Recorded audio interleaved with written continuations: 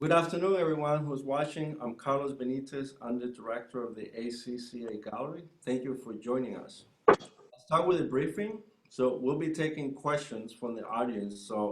At the end of the talk. So please use the Q&A function at the bottom of the screen to put those questions in. We also encourage you to take a look at this file, which we're going to share right now. So this file, it's a lot of the research file that we've done about each one of the artists, and we encourage you to collect, some of this art. Obviously, our situation right now is tough, so all these artists need a little bit of support so their voice can be can keep going in this tough art world that we're living in.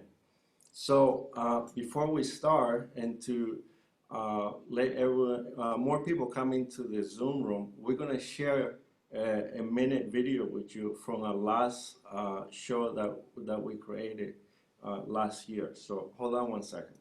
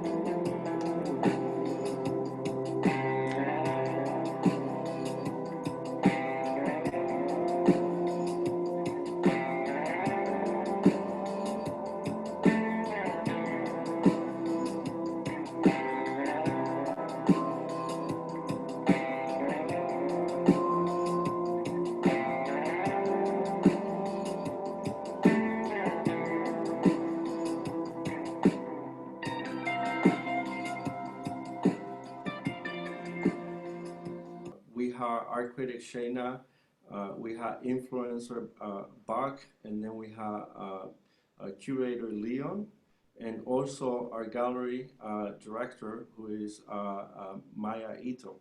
So we're going to start with Maya. We'll ask the following question, and then we'll move on with the show. We'll talk to the rest of the panelists. So Maya, you come from Japan, so you visited many countries and museums around the world, and you also volunteering for the Getty Museum. So my question is, how do you see this exhibit translating to the Asian market, not just online, but also physically? Oh, thank you, Carlos. I think the Asian art market is very strong and continues to grow. We have so many talented artists tonight. I believe the show will give more influence to Asian LGBTQ community. I am looking forward to hosting this show to any city of Asia next year. Thank you very much.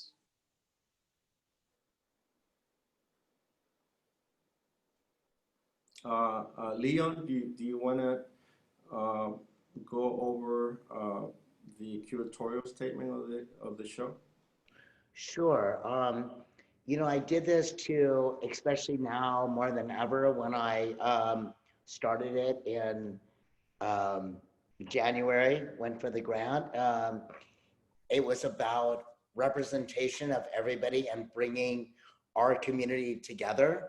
And I think now, more than ever, what's really important is not our differences within the community, but our similarities and how we can join together to fight like a greater evil, if I can put it in any other more direct way. So it's really about bringing everybody in the community together, which is why I did this with different age groups, different people within the LGBT community, and really wanting everybody to come together and have a voice and realize that we need to be one right now. We really need to be one. That's why I did it. And I want to also thank the artists and the Artistry Dispensary for what they've done for us.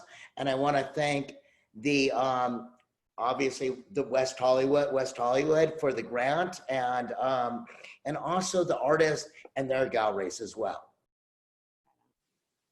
And I just hope that that the whole project, as you know, is past, present, future. So hopefully next year there will be a future, and we will do this again next year. Right Thank on. you, Carlos.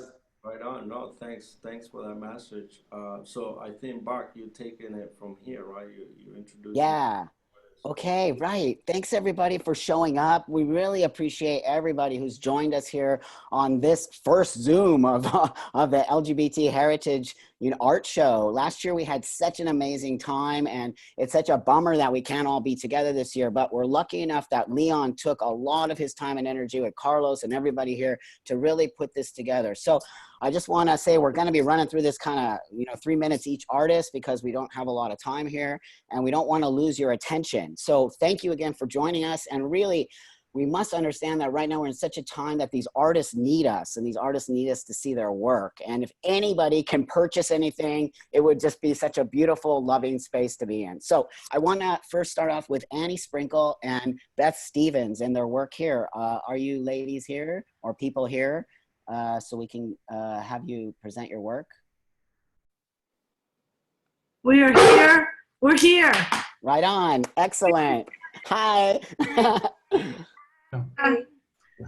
Congratulations on our opening. Kisses on your openings, everybody. This is so exciting.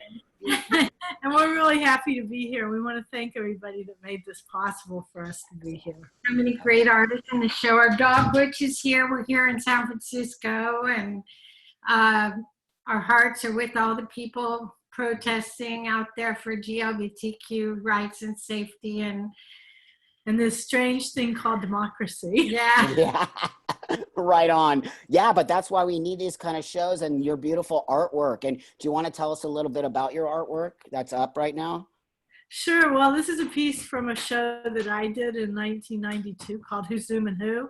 And I invited Annie to model for this little project I was doing. And she said yes. And that was the beginning of a what is now a long, fabulous relationship. Wow. Yeah. So that was, so I was, we were both in New York City, and that was Beth's motorcycle. And so we've been collaborating for a long time, since 1992. Wow. This, we were invited to France. To a gallery called Emmetrope, and we had to fill a whole building up with artwork, and we just had one suitcase. Well, what happened is we didn't really understand that meters were a lot bigger than feet. So they had 3 times more space than we had stuff. So we got there and we fell in love with the space, and this, especially this iron staircase. Yeah.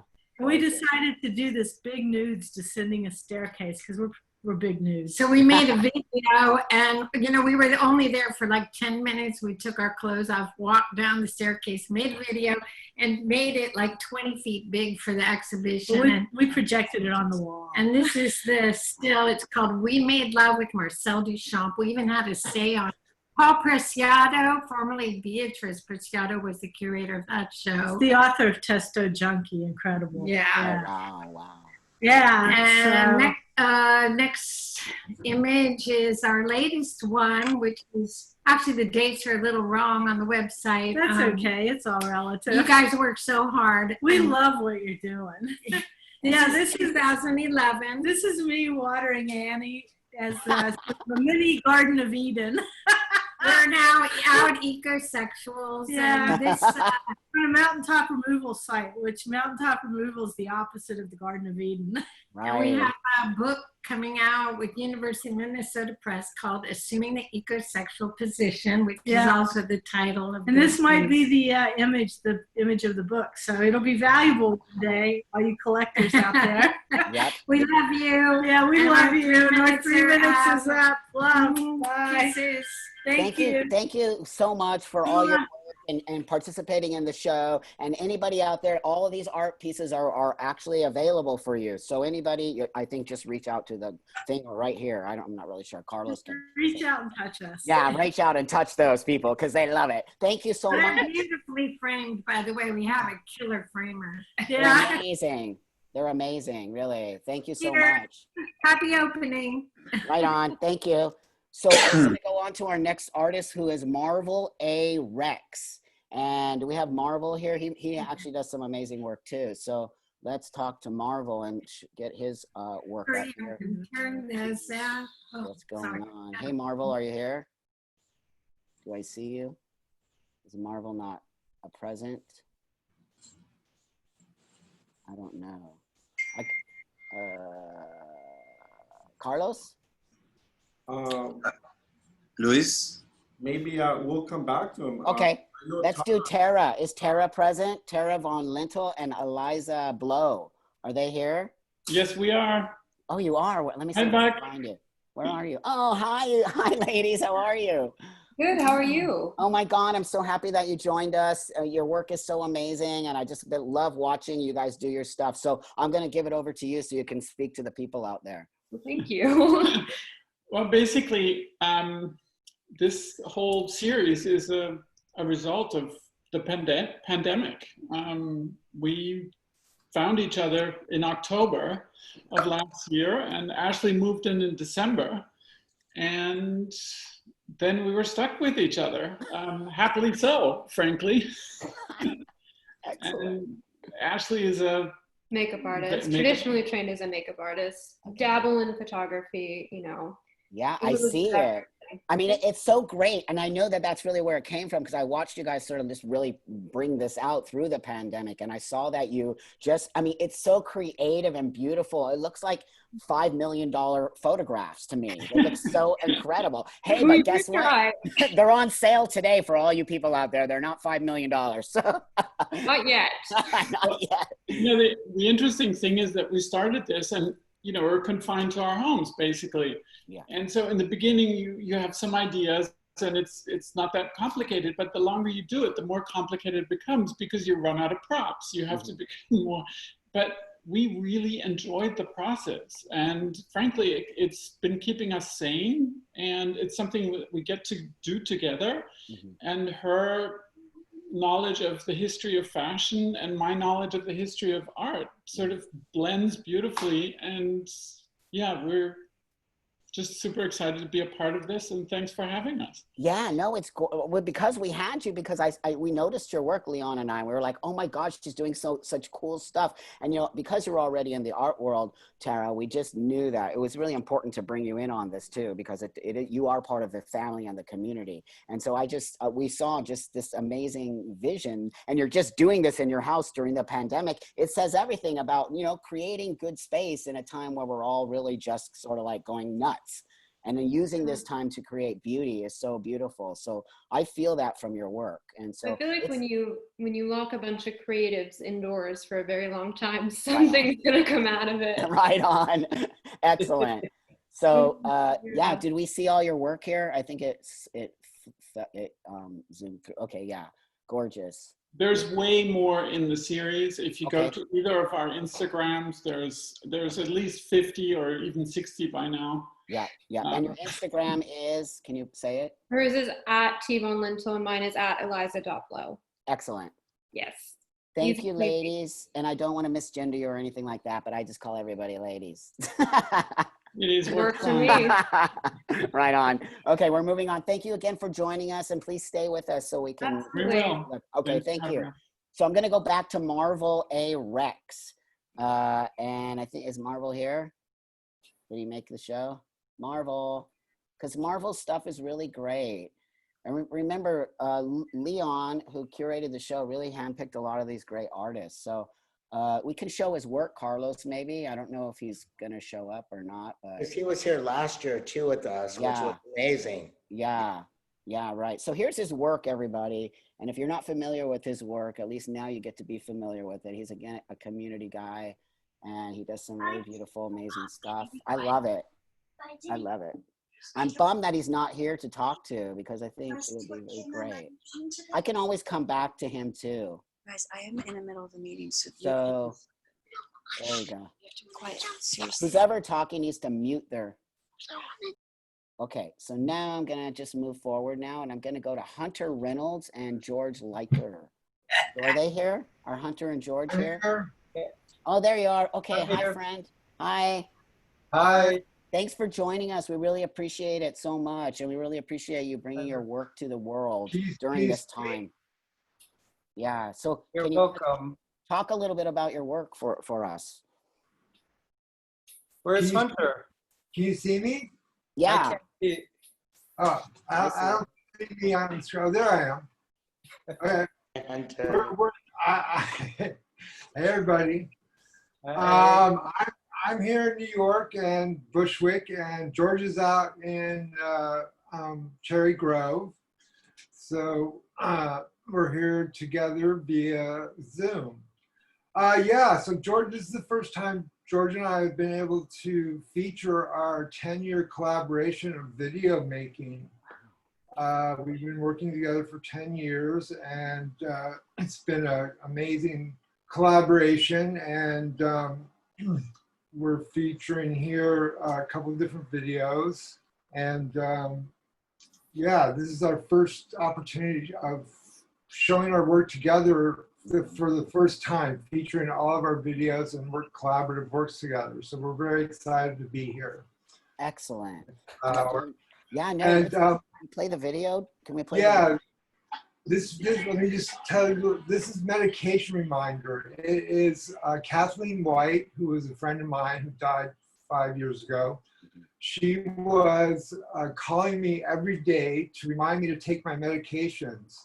And it was kind of if I give my HIV medications in my mouth half the time, it's a good thing. So she was calling me every day to remind me to take them. And these are recordings of her voice over this video that George and I made.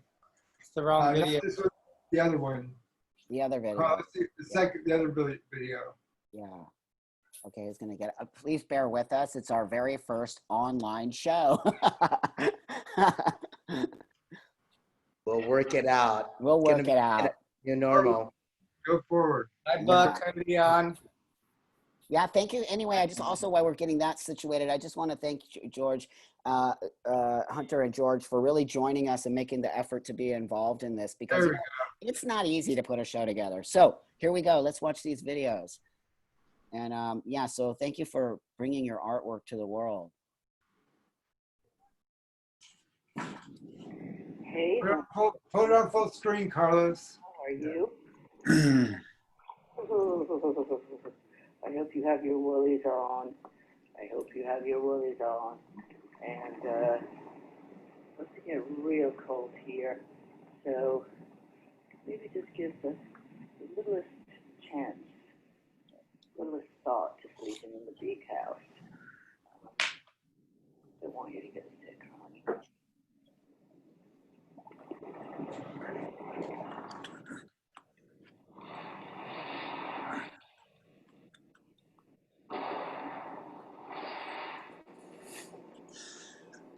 These are all medications I have not taken. Wow. Those are really your medications, yes? Yeah, they are. They're the medications that did not get into my mouth. Right. Wow.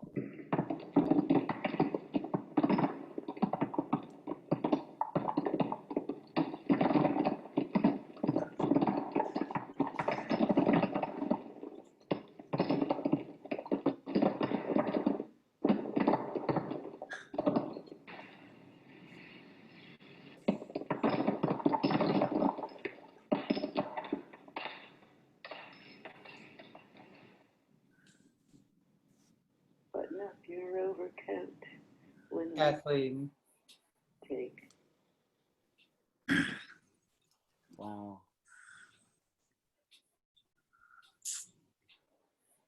Wow. It's very powerful. Thank you for that. Yeah, so it was an amazing journey making this video, George, and we had to listen to about.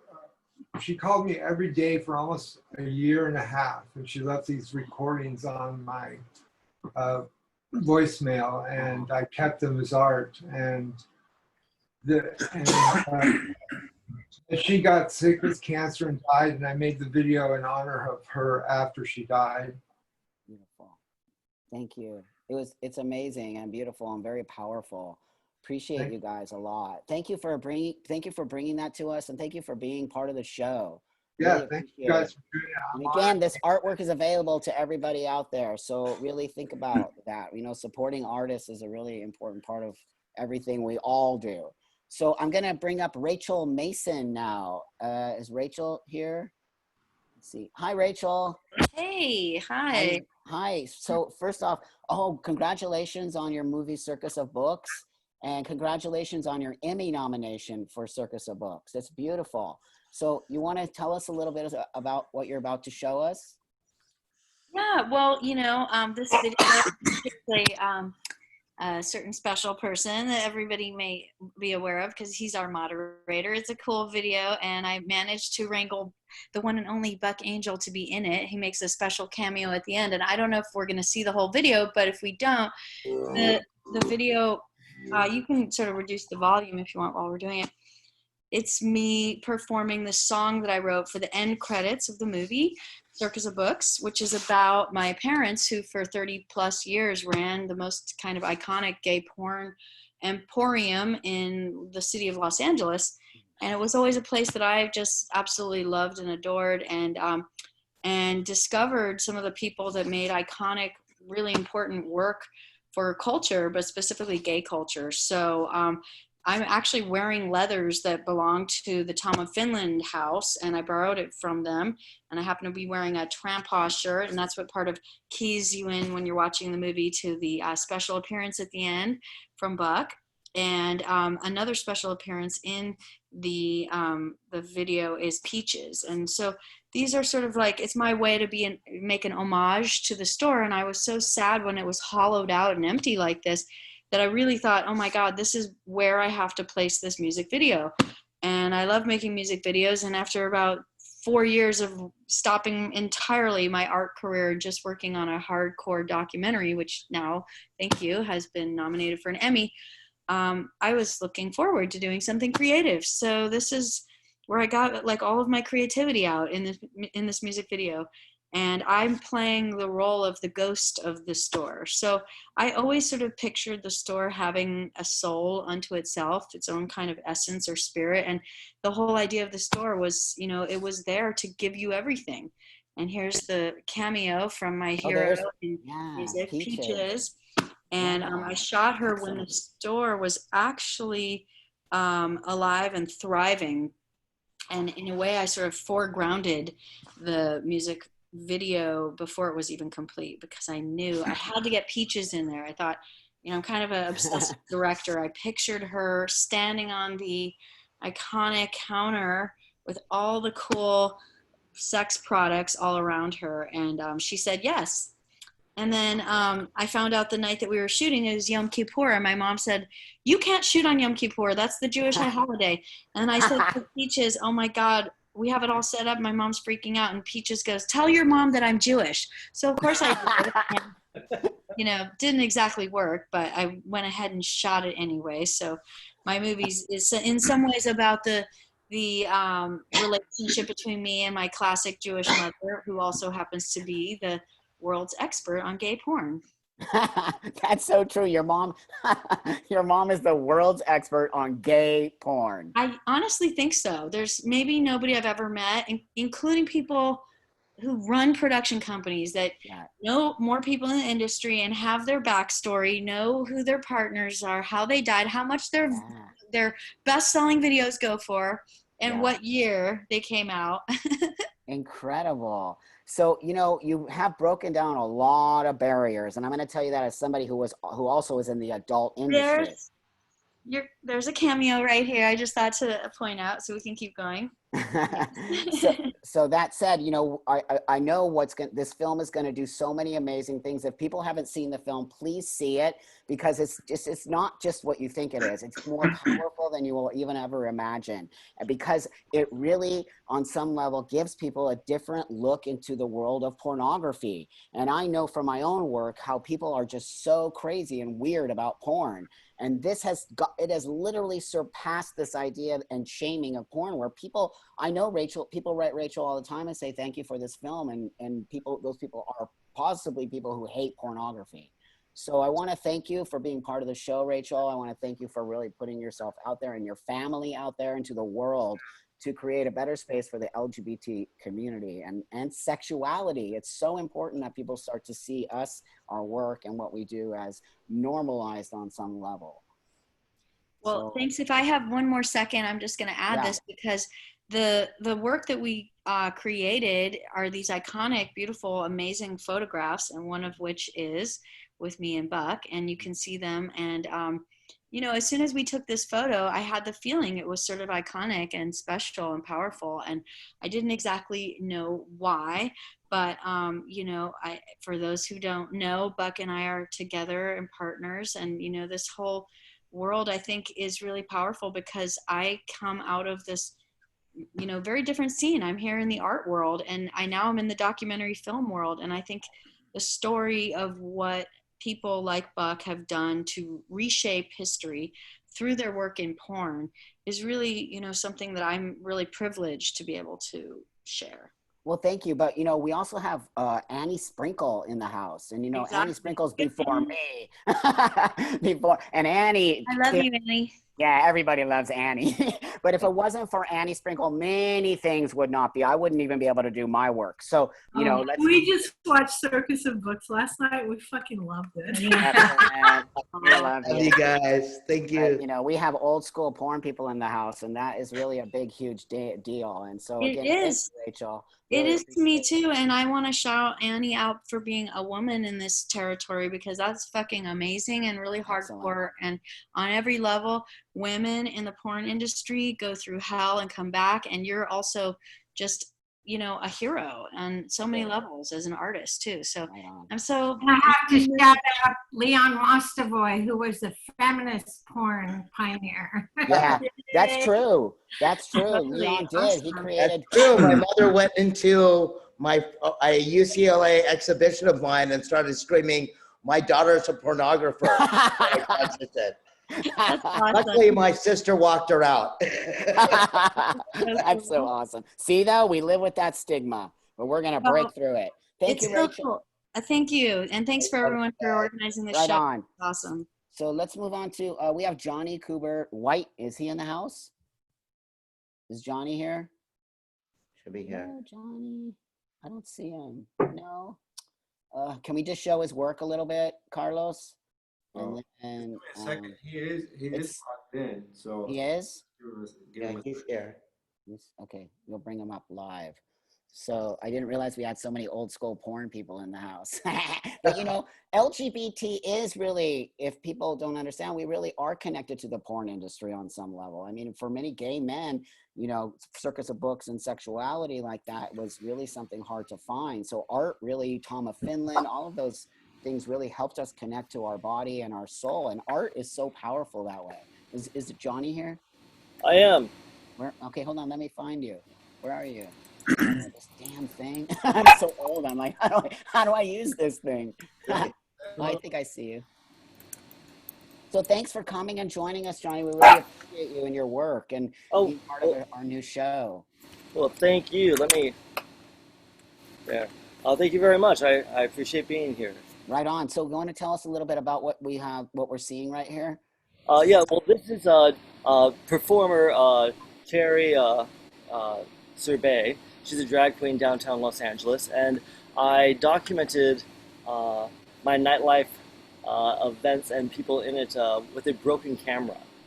So I dropped my digital camera, and everything you see there is from me learning how to use this broken machine to capture imagery. There's no Photoshop, no editing whatsoever. Excellent. Excellent. That's so great. I don't think that's yours. That's somebody else's. How many pieces do you have in the show here? Well, I have three. There's okay, there. Okay. That's Pussy Jones of the Pussy Jones Review. He's the front man of like a hot funk band here in Los Angeles. Yeah. They have they play at the Peppermint, and this shot of him, same thing with the broken camera. It's part of a series I call Jean Blanc's Bon Vivants. Before the COVID, I had a world tour planned, and these were some of the images from the world tour.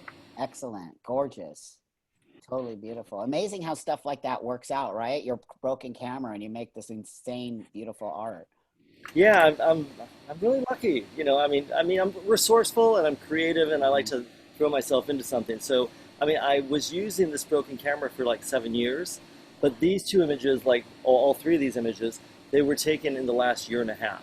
I would say the last couple of years, I really started to kind of understand the brokenness and really excelled. Like right there, what you're seeing here, I call the doppelganger effect.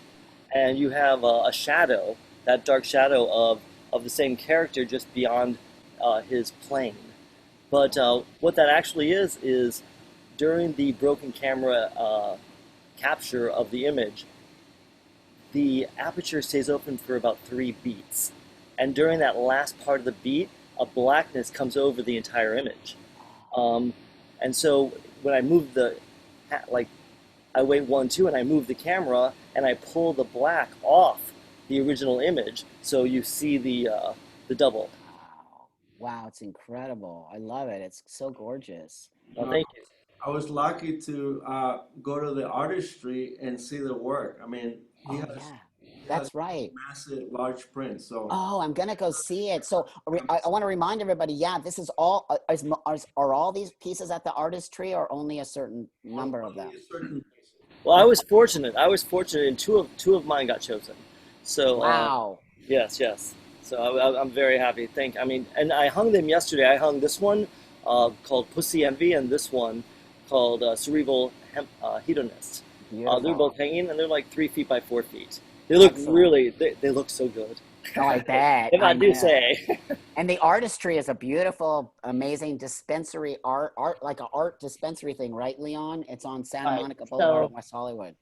Exactly. So being that also this is hosted by, the Buck and I, when we do like Pride Wellness, which is our cannabis company to support good legal medication to our community.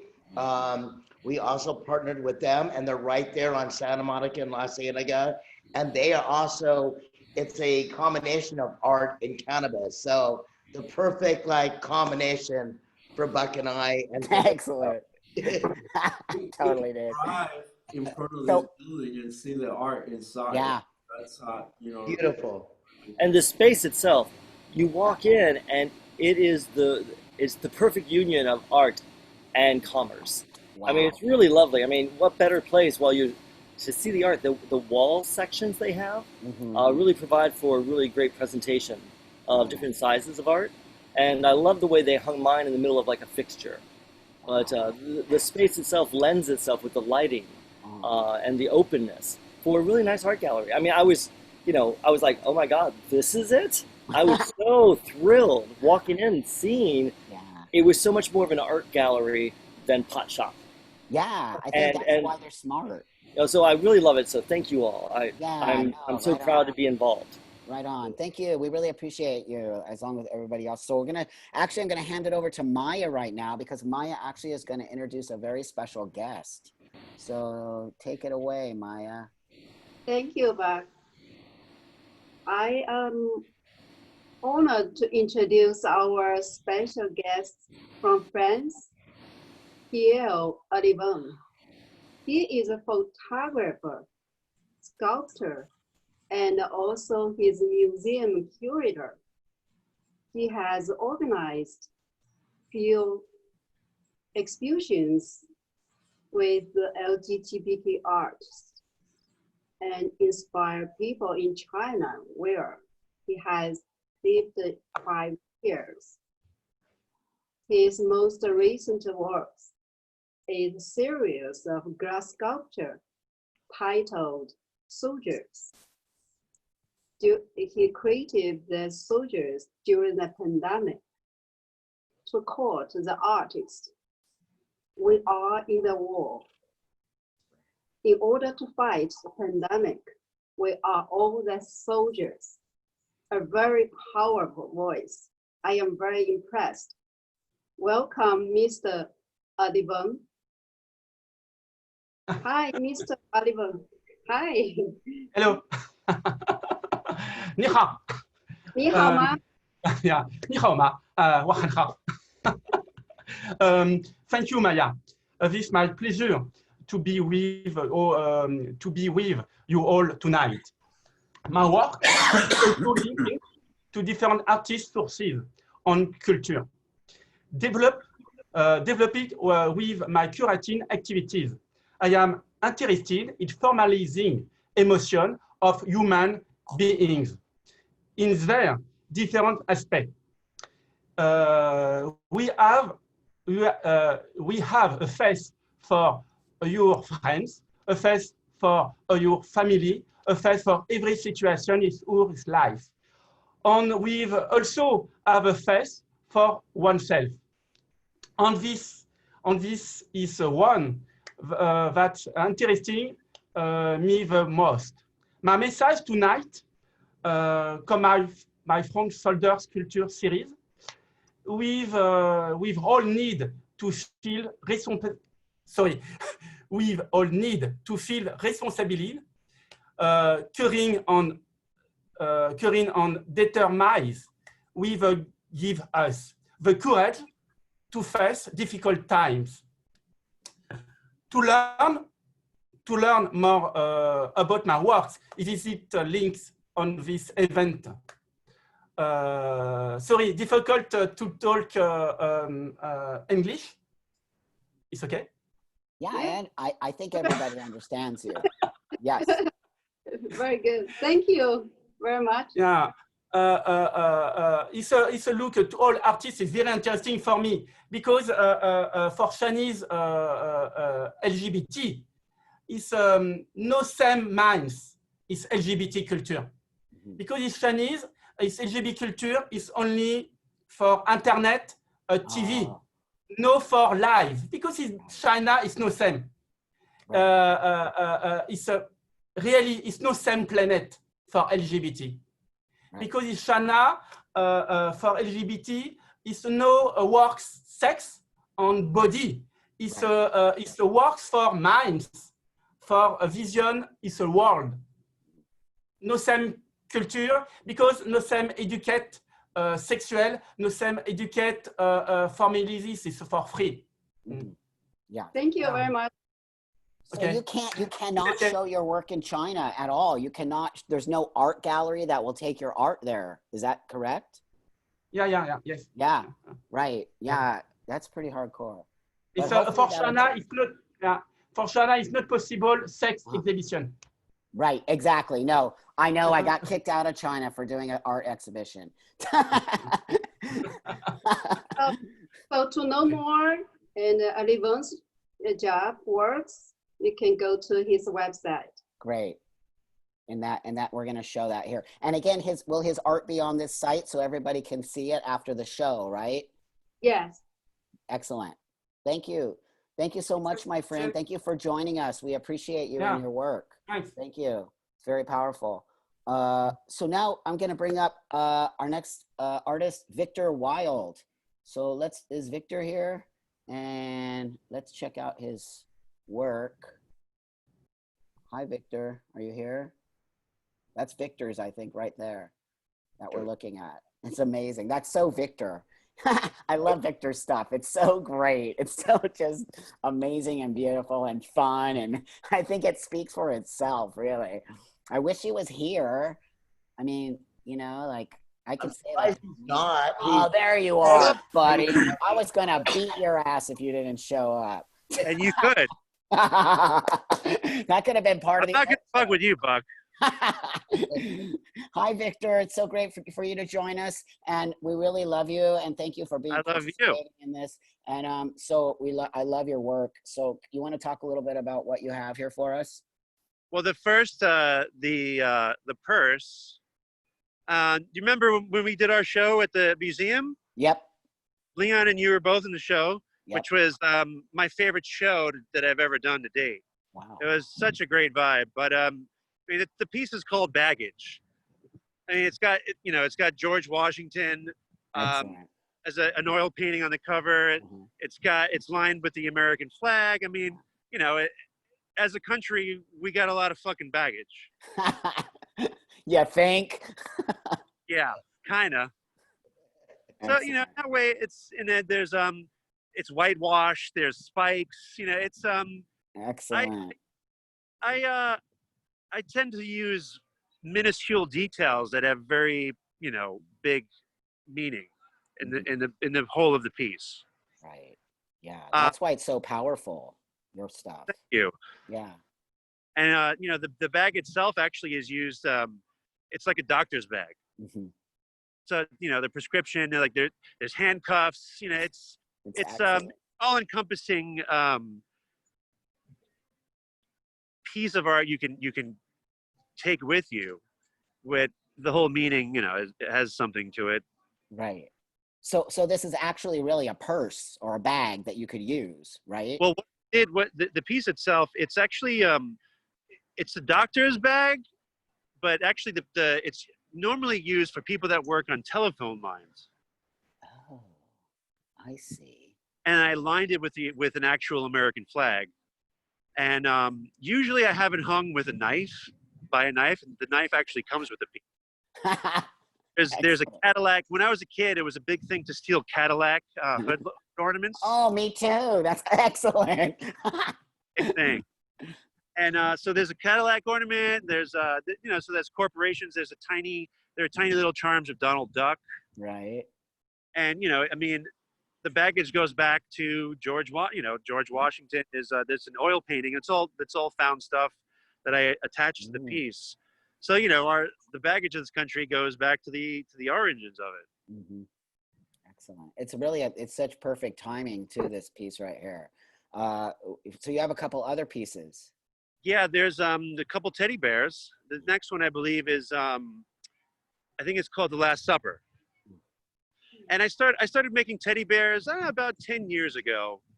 And you know, people tend to gravitate to things, whether it's drugs or whether it's religion or, you know, it's something to, you know, pacify the masses. And a teddy bear you want to hug.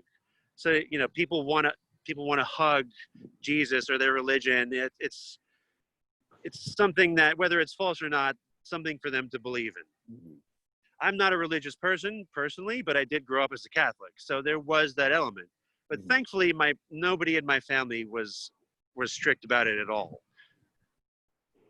So you know, I do use Catholic imagery and, you know, in my art a lot. Because, you know, I actually went to the Vatican when I was 12 years old. And the first thing I thought was, wow, this is really beautiful, but how the fuck is this helping anybody? At 12, you already knew it. Yeah. All Excellent. the marble and, you know, and sacred geometry is fucking awesome. Right. But how is this actually helping anybody? Clearly not. Yeah. So your teddy bears are gorgeous and beautiful and amazing. Oh my God. I would love to have one of those. The Superman one. Excellent. Excellent. Okay. Yeah. Thank you, Victor. Thank you for showing up again, everybody.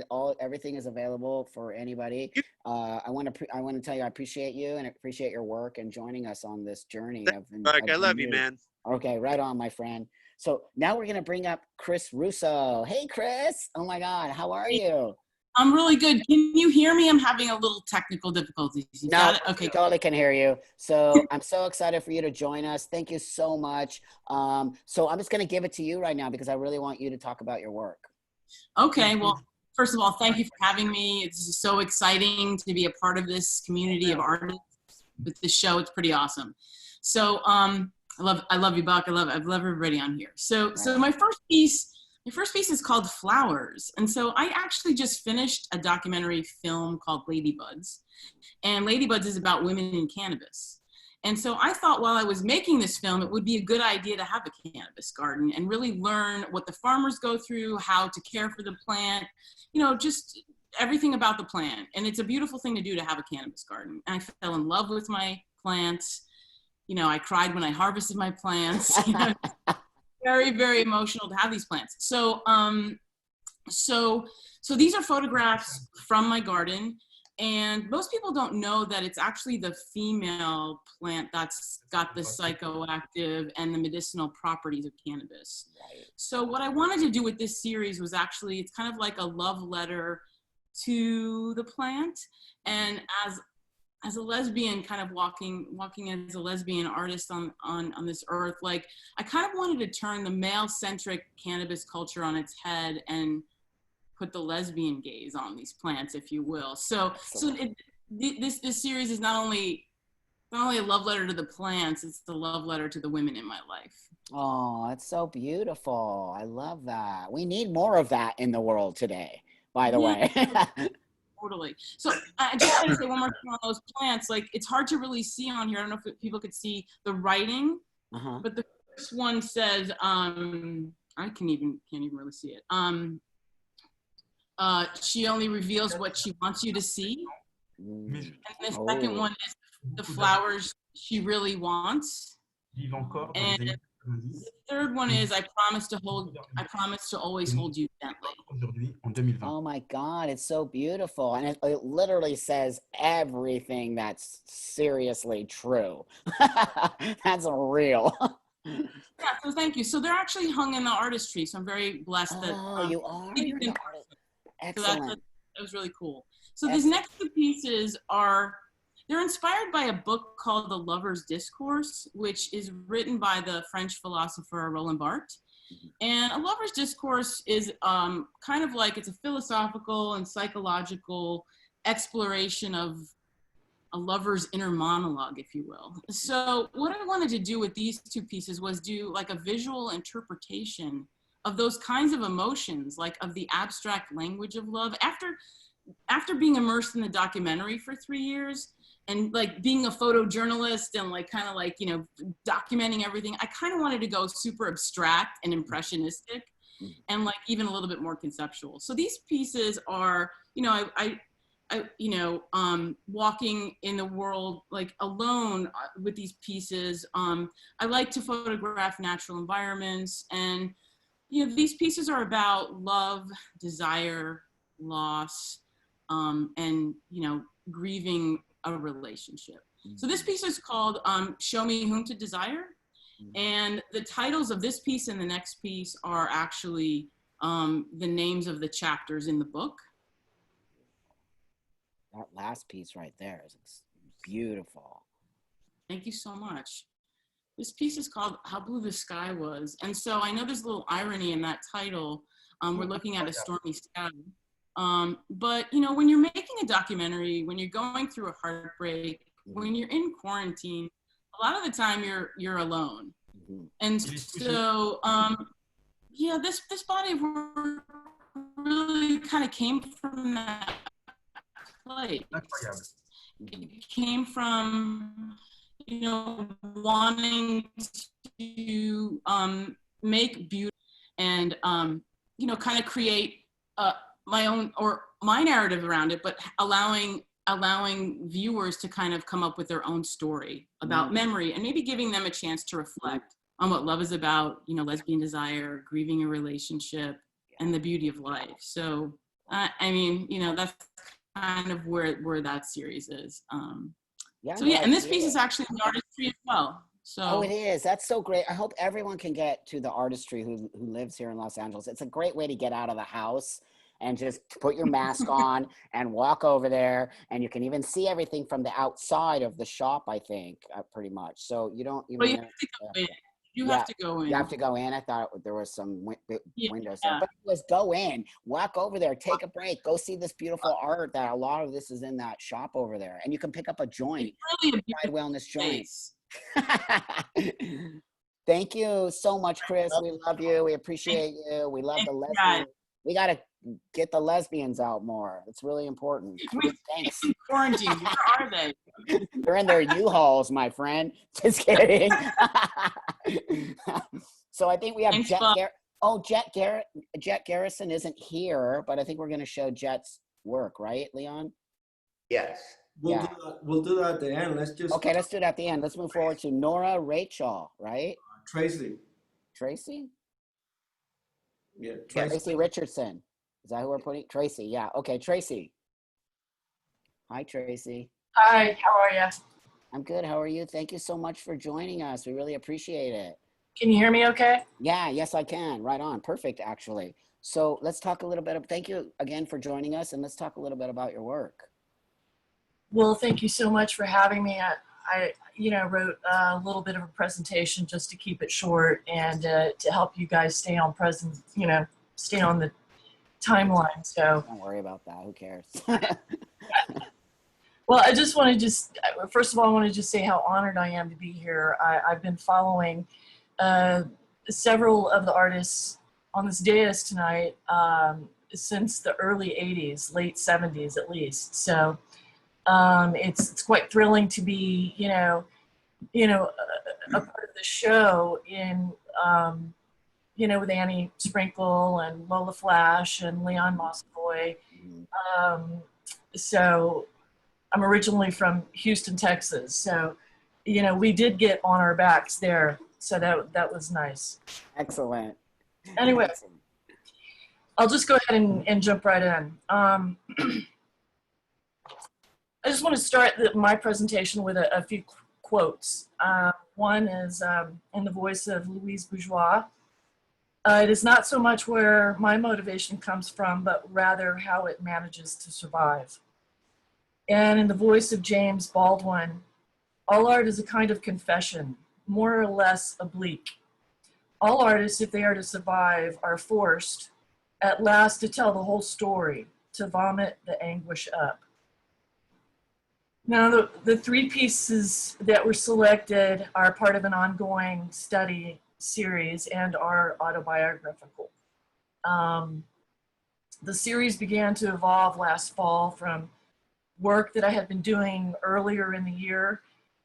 And at some point, I started questioning a lot of my own personal belief structures, and I decided to let go and trust my own creative process. And I stopped relying on others for my own security.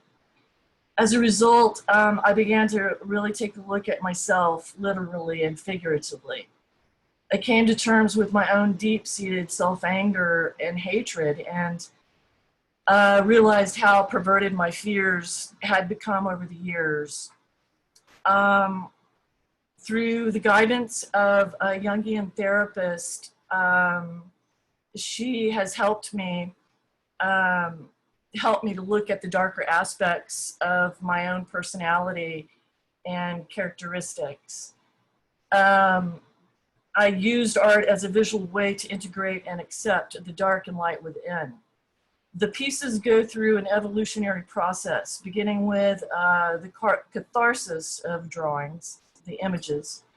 As the conversation begins, the art takes a life of its own and dictates what it needs to be complete. I constantly tell myself when I'm painting, there are no mistakes. And I often think of Bob Ross. We don't make mistakes, just happy little accidents. For me, the series study is a statement and commitment to endure as an artist, no matter what. The eyes in my pieces represent an inner knowing or an inner sight, the part of ourselves that can handle looking at the most grotesque and reserved judgment, holding space for oneself and hopefully collectively as a whole.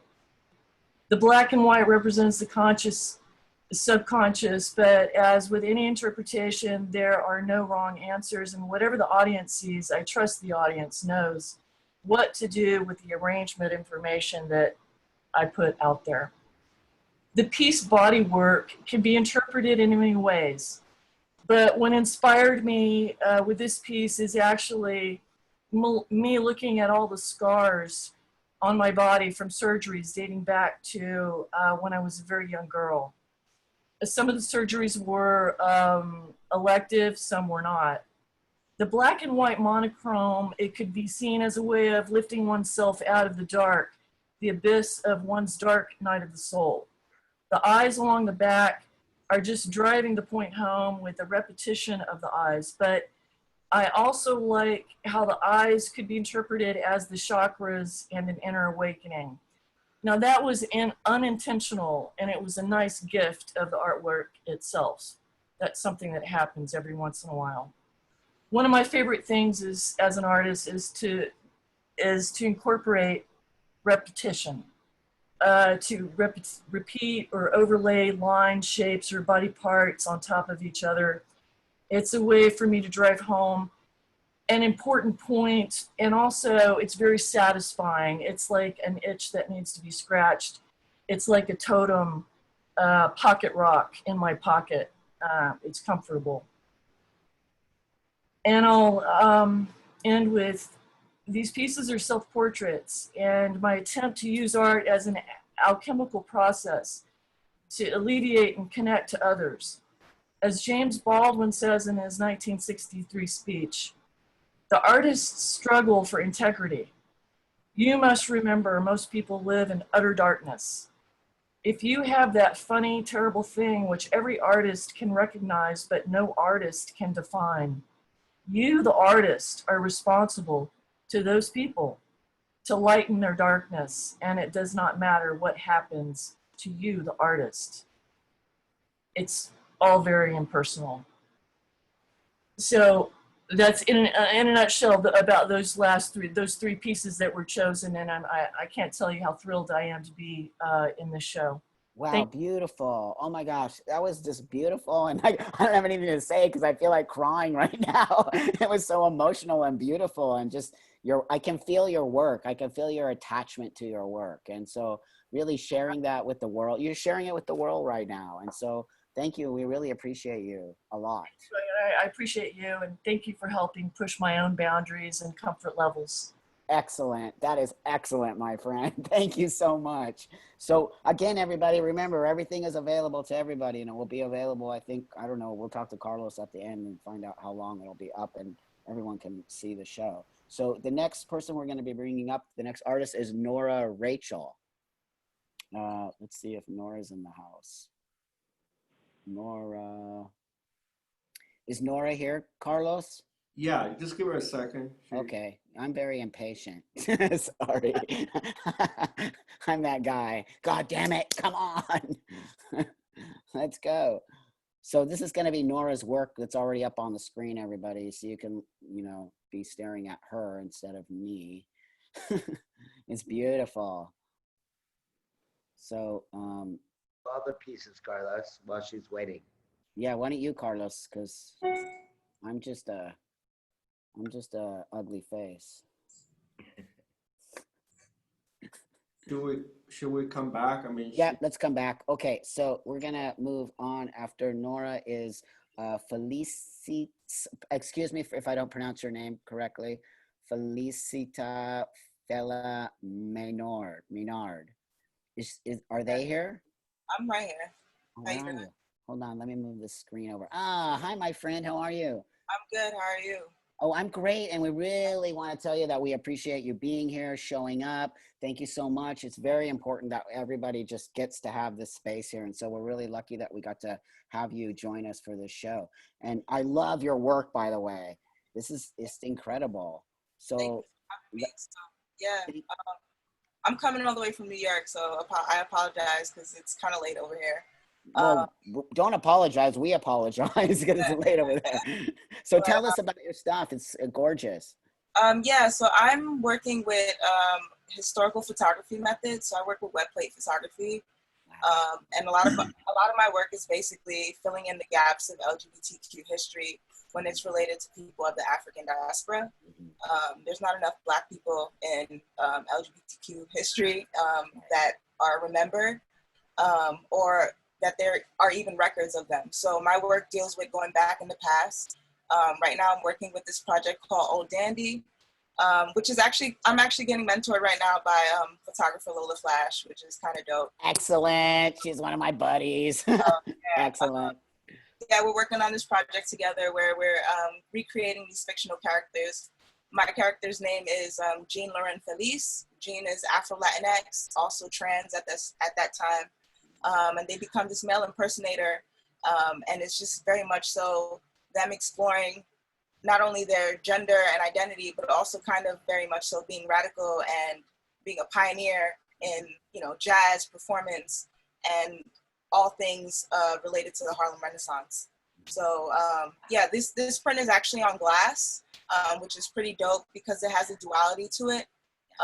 And I'm very interested in these like it has like this ghostly feel to it, but it's very much so allows me to kind of play with the past in a way that can totally influence the future and the present.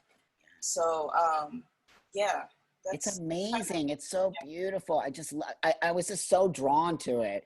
I like people pictures, stuff like this. So I just think it's just amazingly, there's just some power to it, if that makes sense. I can feel being sucked into it, and I want to know everything about it. Like, that's what makes me feel with this. Well, that's what I'm hoping. I'm hoping that people will double take with it and not really know if it's something from the past, but also want to dig deeper. And I think this is also the things that should be in history books, should be in museums, should be, you know, more so talked about. Yeah. Well, things are changing. I mean, we need more people of color. That's just a given. We're not even gonna. That's a long story. Right? Yeah, that's a story, but it's an important story, and you know, we really do try. In the show, we also tried to create and have enough people of color here in this situation, because we do need to start to understand that it's absent from our LGBTQ history a lot of the times, because for whatever reason, I can't say, other than maybe people just didn't give a shit, but now we give a shit, and we have people like you really in Lola, you know, and people really starting to bring the art to the forefront and talking about it, and you know, maybe even white artists moving out of the way a little bit and giving people of color a little bit more space, which is also something we need to do. So, yeah, I just want to also just say that we've always been here. And, yeah, you have, yeah, but we haven't acknowledged it. That's my point. That's my point. We have a lot of gay rights and liberation because of a Black trans woman. Yes. And I think people forget that. Marsha P. Johnson. That's right. Sarah, these are people who basically, you know, Stormy de la Barbier, who was also there. Like, we need to remember these folks. So, well, you know, it's just that's the thing is, let's have the conversation and let's talk about that. 100%, you have always been here, but we have not acknowledged that. So now we need to start acknowledging it and having the conversation, even though I think a lot of people find that to be for some reason, people seem to think it as a hard conversation, which is something that I don't understand. It's not a hard conversation. It's a conversation. When you have conversation, shit changes. So thank you. At the end of the day, so. That's right, my friend. So we appreciate your presence here. We appreciate you bringing this beautiful, amazing work. It's amazing. Oh, there's Lola. Awesome. So I think are we bringing Lola up now? A video. Lola. Honey, Lola, yay. So are we playing that? We love you, Lola. So we're just gonna go ahead and follow with the artists that could not make it to the Zoom room. But wait, don't I have Carl? Lewis? Yeah, I'm here. Yeah, Lewis is here. Let's show Lewis. Hi, Lewis. Lewis. Hi. How do I pronounce your last name? Carl? Carle. Carle. Okay. Thank you, my friend. So let's put Lewis's work up. Excellent. Excellent. Yes. Thank you for joining us, Carlos. Luis, we really appreciate it very much. We appreciate you having you here and you know, really making the time for us. Thank you.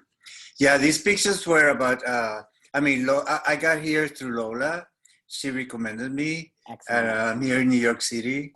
And then these pictures I did last month because with the whole epidemic in New York City, people are not really going out. Right. And I was like, you know, it's gay pride. And this is the first march, which is a drag march that starts from the East Village to the West Village, ends up at the Stonewall, then it was just a moment where I wanted, my work is about documenting the gay life. You know, I've been doing pictures of the gay life since the 80s. As you can see here on my side, that's Silvia Rivera that I photographed. Wow. And that picture is at the Smithsonian. They bought it at the Portrait Gallery. Oh. Also, it's at the documentary that you guys are showing, the Disclosure. Yeah. They have a shot of that picture too. Right. I remember. And so anyways, I wanted to take pictures of people using masks, wearing masks.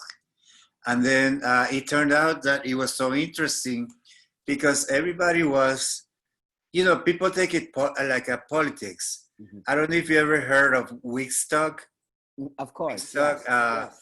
So it becomes like that. Yes. People they dress up as whatever is happening in the government, whatever they feel like you saw that lady dressed as Barbie.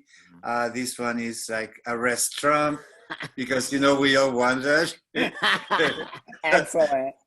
And then the next one, it's what was it? The lady with the mustache. And you know, there just happened to be an ambulance going by. We had an escort of policemen. We had an escort of, there was ambulance policemen. And it was really interesting because this became like a cult. Mm-hmm. You know, like all these people, you can tell they've been on like AA, all that stuff. It's like, my name is so, hi everybody. You know, then everybody was like, now we're gonna march. And then everybody, now we're gonna march. You know, it became like some kind of like cult. Excellent. And it was kind of interesting just being there. Uh-huh. And we walk all the way to the west side, and you know, it's like what I've been doing. I'm just documenting things that everybody don't see. Mm-hmm. So then I take the pictures to remind people that this really happened, mm-hmm. and that people can see what went on that time. Yeah. Excellent. For history, for, you know. Yeah, history. I mean, documenting our history is so important. I mean, it's just like everything. So these, yes, it is. They're amazing photos. Or you captured the moment so beautifully. You know. Thank you. Yeah, if you check on my website, luiscarle.com, okay, there is the rest. All the photo shoot is in it. Okay, excellent. You know. Yeah, no. So you can see what really went on, and right. Yeah. See the people. You know. This girl throwing herself up by every policeman. She would see one and like jump on them. You know, it was really fun. It's excellent. I mean, we need this.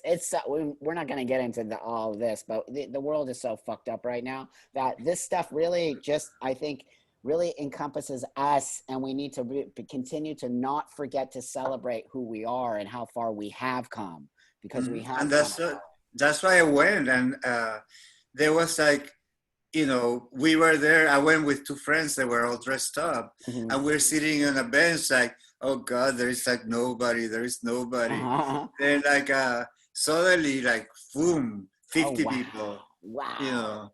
Amazing. So we were like, oh God, we were not the only ones. Totally. Yeah. No. Yeah, people are fed up with shit. So right on, my friend. Thank you for your beautiful work. Thank you so much, and thank you, Carlos, for putting me in. Right.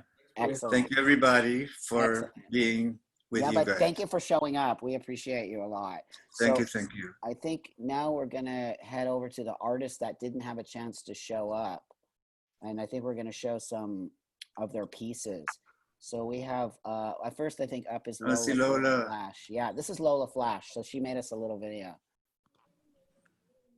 Hello, my name is Lola Flash, and I'm an artist who uses photography to challenge racism, sexism, and homophobia. Much of my work is steeped in the activism that I've done over the years. I'm sorry that I'm not able to be with you this evening, but I'm very excited to be a part of these amazing photographers. Thanks to Leon, Carlos, Buck, and all the others who helped put this together. Hope that everyone is well, and please be safe. Thank you. Wow. Excellent. She's a badass. I love Lola. She is incredible. So there's, so I think that's Lola's work. There's Lola's work. Yep. So amazing, beautiful stuff. Thank you. So now we have Sam Fedor. He couldn't make it either, but I think we're showing a little trailer from the film he just made that's on Netflix called Disclosure. Well, for this film, you had to go in and have a sign-in password to be able to view it. So we'll just show the other artists. Okay, so yeah, anybody who also just wants to see the film, go to Netflix. It's on there now, and I highly recommend that you go and watch that. It's actually a very important film. So Zachary Drucker could not make it, but we're gonna see some of her work, right? Is that who's next? Zachary. If you don't know Zachary, she's awesome. A trans woman, does great work. That's Zachary. We have a piece from and then, our gallery. Okay, right on. Excellent. Yana Book. This is Jet. That's Jet. Okay, that's Jet. Why is okay? That's Jet Garrison. Yeah. Are you gonna play that? Yeah, we can.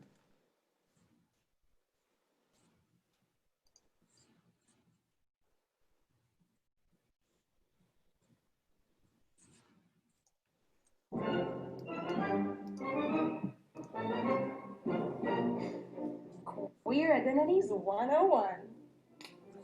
You're my guinea pig for this.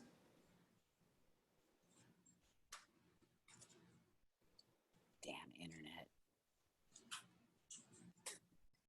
Technology.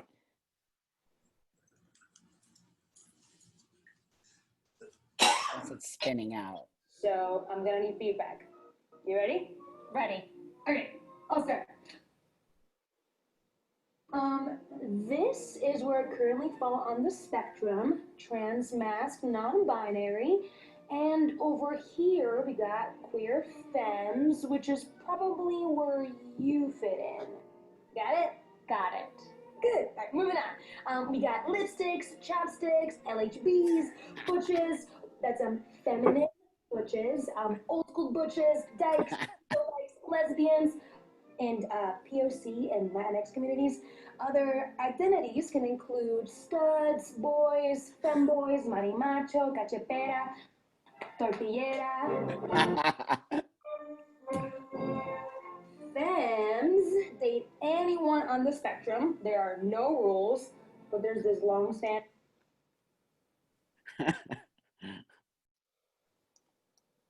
Okay. So I think that's just a little clip of that. Okay, right on. That was Jet. Was that Jet? Yeah, that was Jet. Yeah, and so then Yana Book. So yeah, they could not make it. So let's show a little piece of their work. There you go. Beautiful. Excellent. Wow, that's pretty intense. I think that's My Last Girlfriend. And then the next, we have Mark Dector. Is that Mark's? No, that's Mark's. This is Mark's. That's Mark's? Yeah. Yeah. Yeah, I remember that. That's a great. Excellent. And then Ajamu. This is Ajamu, yeah? Yeah. Gorgeous. Excellent. So that's all the artists in the show right now. And then I think, Carlos, we're gonna take over to introduce Shana. Are you gonna do that? Yeah, go ahead, Shana. Hi, Shana. Hi. Hey, everybody. Wow. Okay, so according to the schedule, I have 22 minutes to talk to like 16 people. So I'm not gonna do a whole spiel, but I do just want to say before, I have a couple sort of topics, and then I'm gonna start by asking specific people things, but I'm hoping that it might become a little bit of a conversation between folks.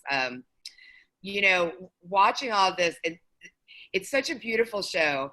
and it's so alive. And one of the things is that it's so eclectic, right? Like there's so many different kinds of styles and different mediums that are represented.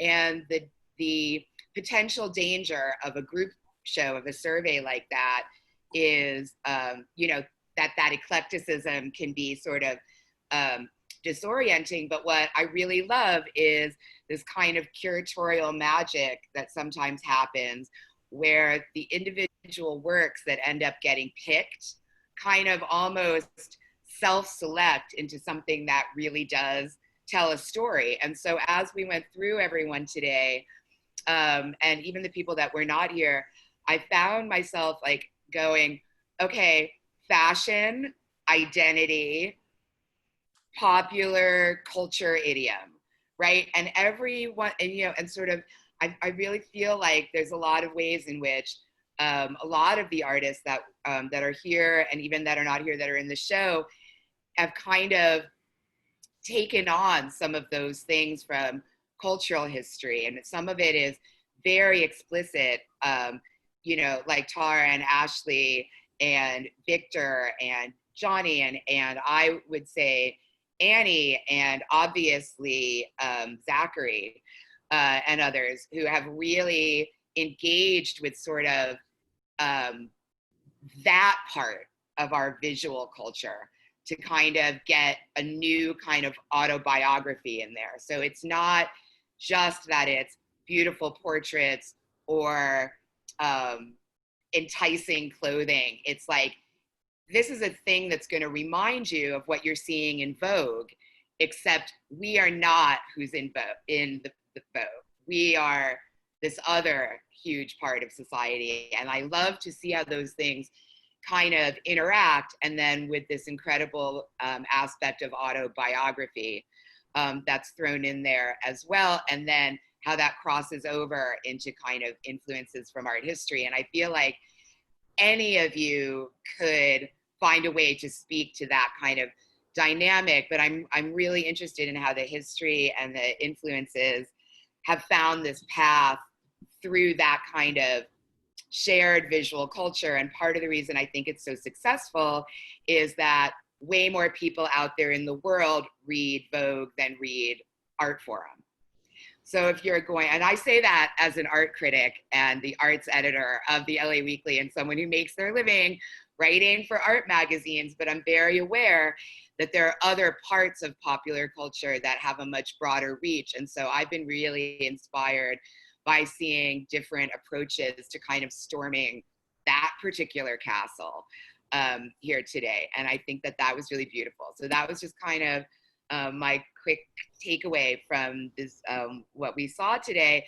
And I mean, I could almost just kind of throw and, you know, have anyone start, but I think I'll start with Tara and Ashley and Victor. I'm giving you the warning that you're going to be dragged into this conversation about fashion.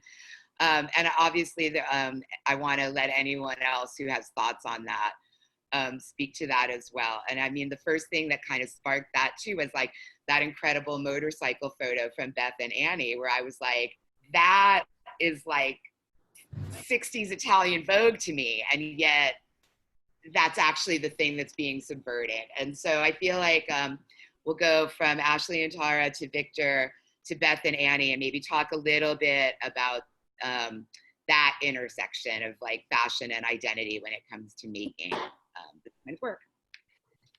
Ladies. Thank you. Speaking for myself, I can honestly say that fashion has been a big part of my identity. Growing up, I grew up in Las Vegas, so I mean, there was always some sort of weird fashion going around, but when I was younger, I got interested in, I guess, more of adult fashion, like high heels and like shorter skirts and things like that, very young. So everyone kind of looked at me like, well, she's gonna grow up to be a stripper. Not that there's anything wrong with that, because there's not, by the way. But that was a big part of my identity for a long time. So now that I have the means to actually understand fashion as a culture versus just a lifestyle or a choice, it's been super different, especially the history of fashion and how art comes into fashion, how much they really do blend together.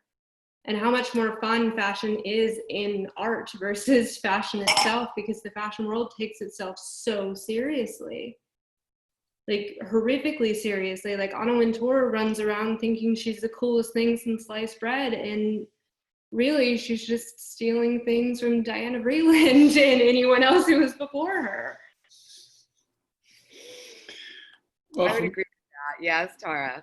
You know, for me as a trans woman, fashion, you know, in the beginning, I transitioned very late in life. So in the beginning, it's anything that'll make you look halfway decent. And then you discover that, oh, this works and this works. If I wear this, I can turn people's heads. And I have to say that since I've met Ashley, my whole fashion game has been upped.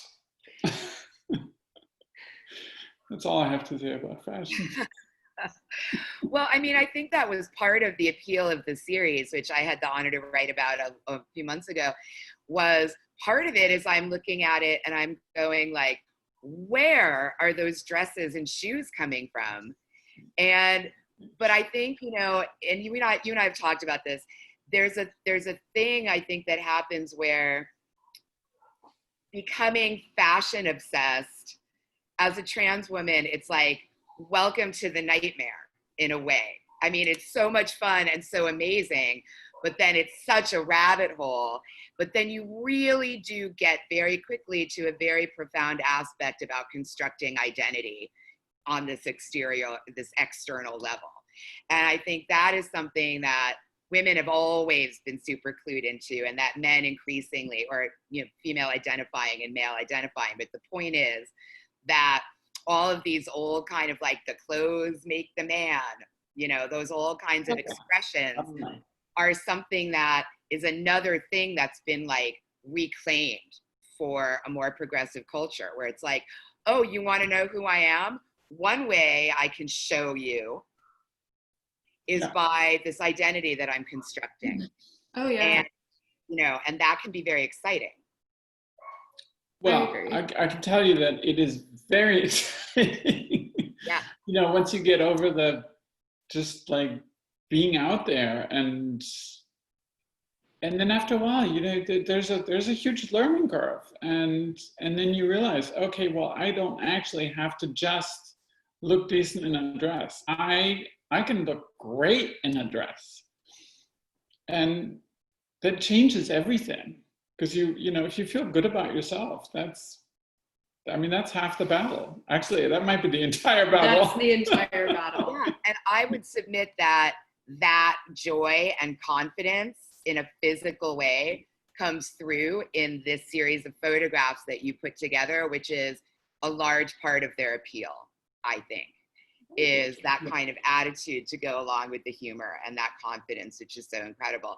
And that's actually a perfect kind of segue to Victor, who in his career as well, okay, so he's a fashion designer and an artist, but as long as I've known him, he's been fighting this kind of battle to make it understood that those two things do not have to be separate, and in fact are already not separate, if you think about it right.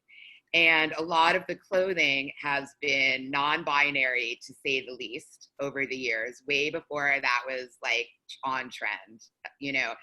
And I know then there's a whole video series, and that is actually how I came to meet Leon, was by Victor interviewing Leon for this video series, talking about fashion versus style and how that all floods into identity and sexuality and all the ways in which, you know, we create ourselves the way we want ourselves to be. So I'm going to go to Victor and have you speak to that. I know, like, we talked about the amazing politics in that bag, but just to say, it's also a bag. Like, it is also something that's derived from fashion. So there's no separation between art and fashion at Bohemian Society Studios. But Victor, I would love it if you would talk a little bit about how your understanding of kind of individualism in a non-binary gender self-expression has been the thing going on in your fashion and art. please. Well, growing up in Canarsie, Brooklyn, I feel extremely fortunate to where the environment was extremely inclusive. There were people from all walks of life. My godfather was gay. You know, like it wasn't really a thing. We had rabbis, we had punk rockers, we had, you know, it was just everybody was around, and it was just such I feel extremely fortunate. And initially, well, first of all, I remember going to, my grandfather had a boat in the canals of Brooklyn, and he and his business partners would do drag shows. They would dress up as the Andrews Sisters, and they would do the Bugle Boys of Company B. And I remember going to these drag shows, and you know, my grandfather and his buddies, you know, they would do these shows, and you know, then I started playing with his wigs, and I started playing with his cowboy hats, and I started, you know, and I again, because there was never a stigma, I was always felt very supported in me being myself, and I feel very comfortable wearing women's clothing myself, and I'm named after him. So it's just been again, thankfully, a very natural progression that has just never been a thing to even doubt. And I feel very fortunate. And also, I started getting into fashion because my parents didn't have a lot of money. They had me very young. And I remember kids making fun of my clothes in school that day. And I remember thinking, well, fuck that. You know, I'm not gonna get punked, and I'm gonna develop my own style. And that's where this all really came from. It was like a defense mechanism of sorts at first. And people had always told me I should be in fashion and yada yada, and I didn't really give much thought about it, but it was just it was obvious that was where I would go. Excellent.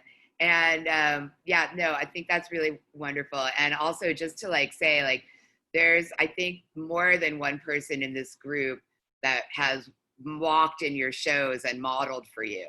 And so I know, you know, a lot of people, I don't know what time is anymore. So let's call it a couple of years ago, because it could be 5 or 10, who knows.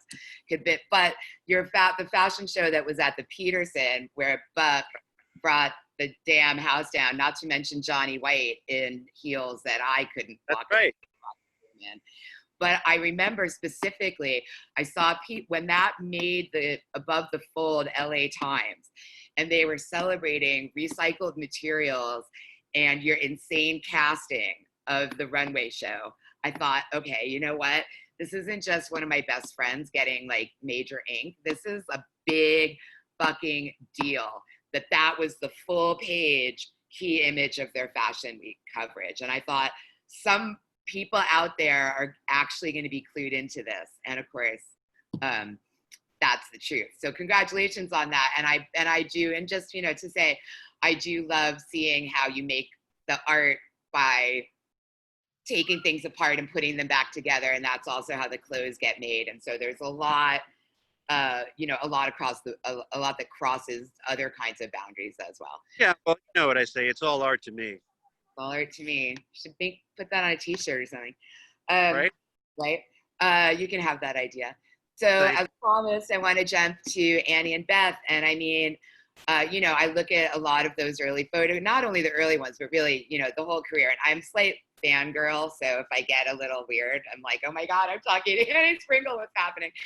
But, you know, I feel like, once again, there was aesthetic cues that were reclaimed from the sort of crazy cis-normative fashion world, which, you know, is a little bit problematic because it's full of beauty and seduction, but it's not full of folks, right? So to me, I feel like I see a little bit of a marriage or a sort of, yeah, I guess reclamation of like a beauty and power standard going on, especially in some of that early work that I'm not surprised they loved in France, because to me it screamed, you know, Jane Birkin and all kinds of things out of the gate.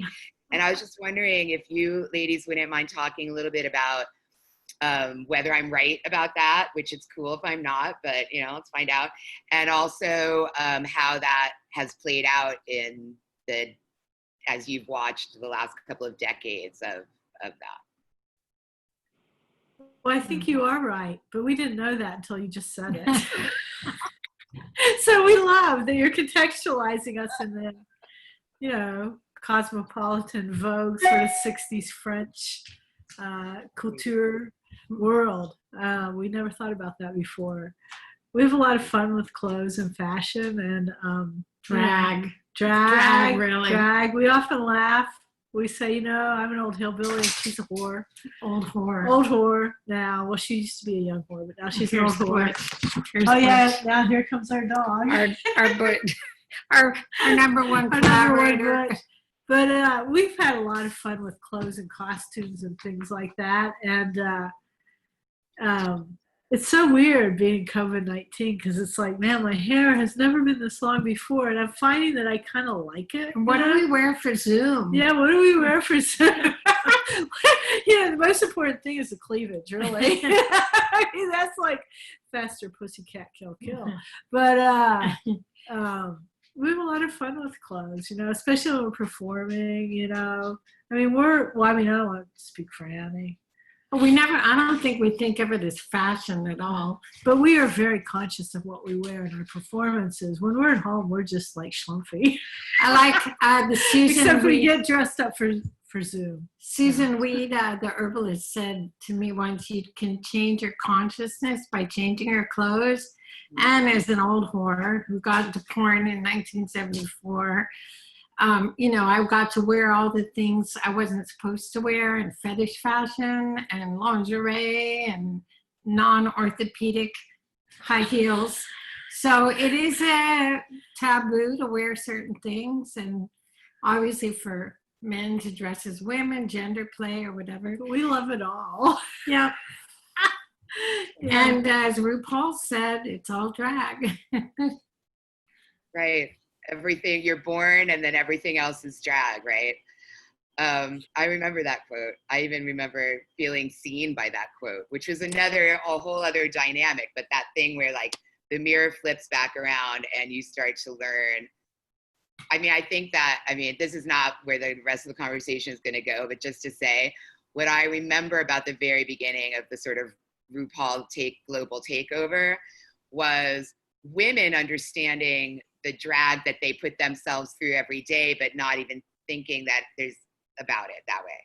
But just obviously you can't leave the house to so much as go to the goddamn post office without making sure your eyebrow, whatever, that whole culture and what that was, and how those sands have shifted within those sort of power dynamics in our society. And I really feel like a lot of that is articulated through the drag culture, which is part of the reason that cis women love drag culture so much. Is like, thank you for understanding what society puts, the position society puts us all in. And it's a very fascinating sort of other dynamic. And actually, I think that's a kind of a great place to bring Mr. Johnny White, who's having a little snack, which is adorable. You are a little snack. But Johnny is somebody that, you are somebody that also you're a photographer and you're an artist, but there's also a definite like performative quality to what you do. There's like a TV personality vibe. And so again, costume, fashion, fine line, gender nonconformity, a given, and also very attracted to that in terms of the people and that you surround yourself with and that you photograph, the people you find beautiful and whose portraits you take. So I was just wondering if you could talk a little bit about how that has played out for you. Turn the mic on, Johnny. Okay, hello. Sorry about that. I've always just carried a camera and I've always snapped pictures. And throughout my cinematic and photographic life, I've tried different experiments. Like for a while, I did the lenticular 3D disposable cameras for like 3 years. And, had it on me always. And then when we got phones, you know, suddenly you have this camera always.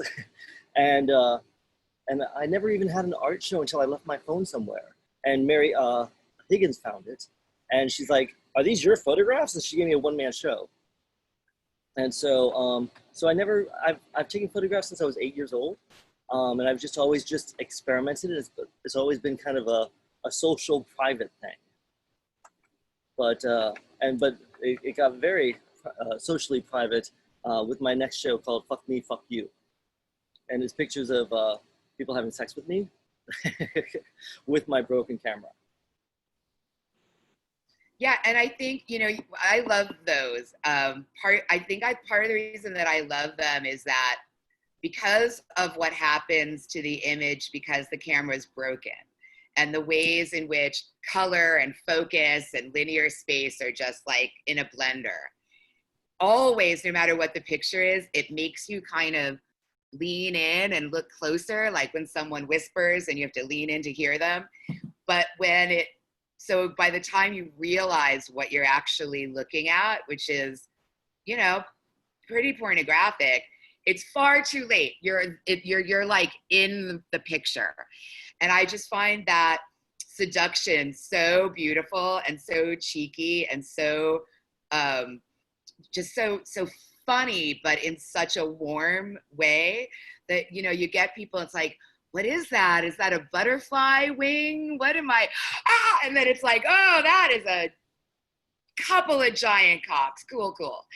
And that little switch that happens, I find really like it just it works every time.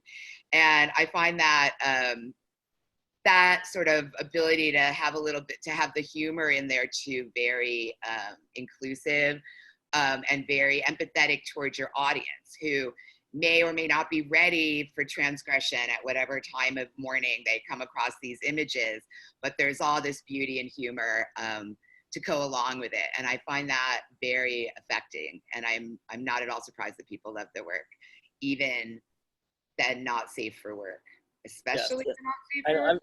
I've been dubbed NSFW by 4 different websites now.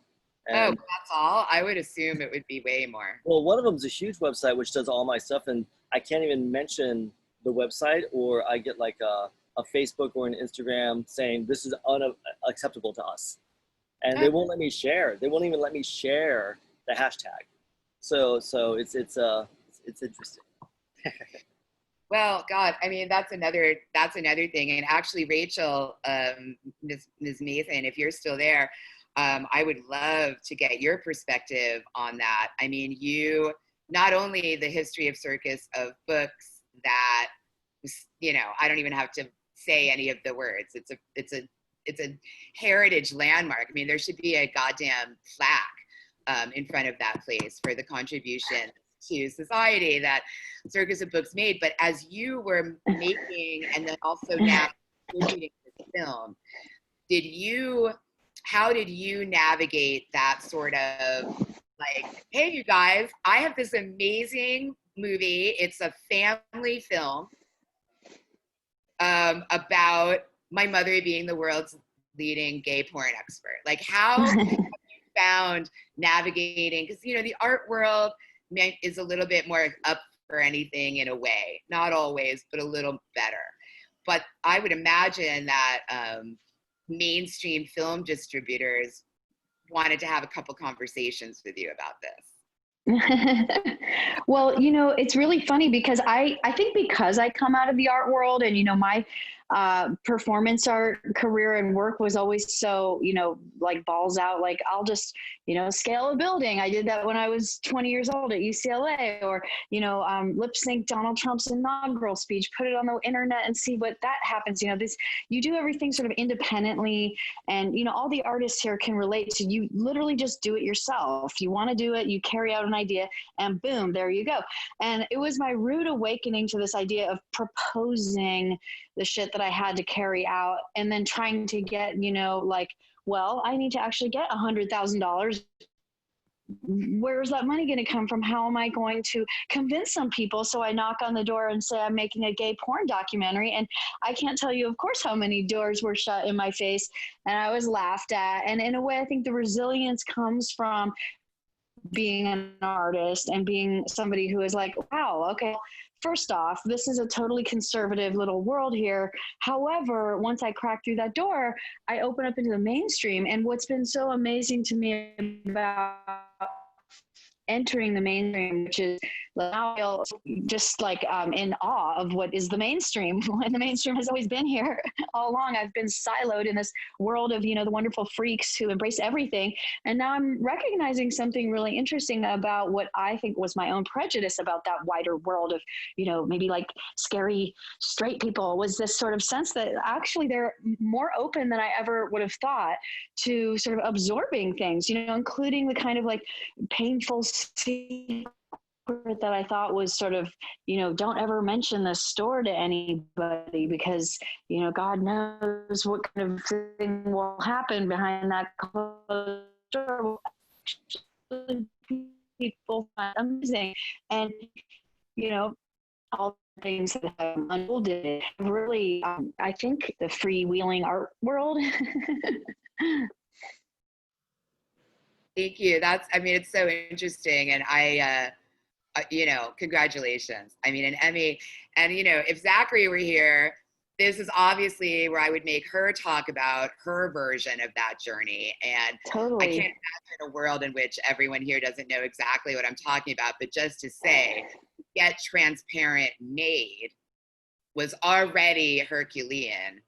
Now it's, right. You know, pick an award for production and for acting, pick everything. And, you know,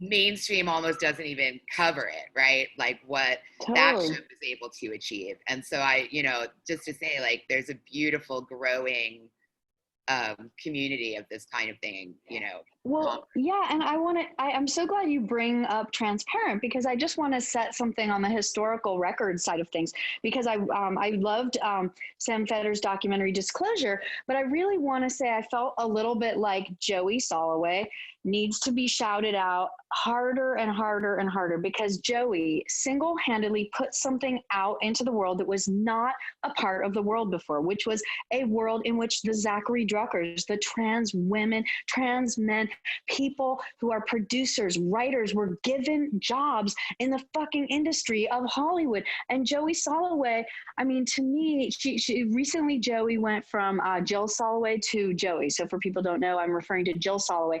But Transparent set a new precedent. And to me, there's just like no bigger hero. And, you know, I loved what that film was all about. I don't know if Sam can be here or not, but I just feel like people like Joey need to be recognized for what they did and are still doing. And, you know, Zachary absolutely would probably say the same thing. That musical was amazing. With Shakina?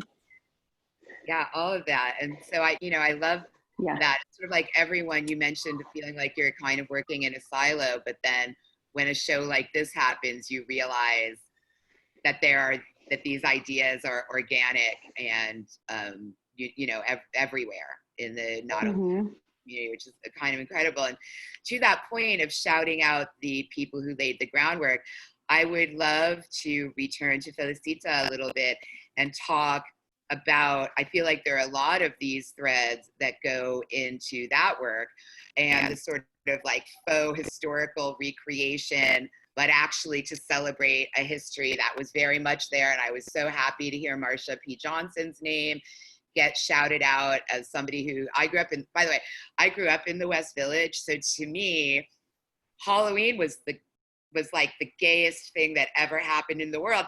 And it wasn't, I literally was like in college before I realized that the West Village Halloween parade wasn't everybody's Halloween parade.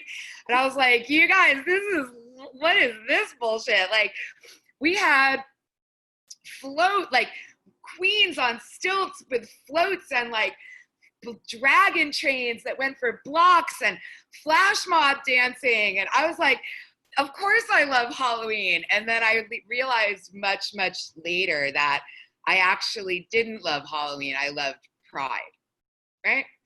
And I was like, okay, that's a thing.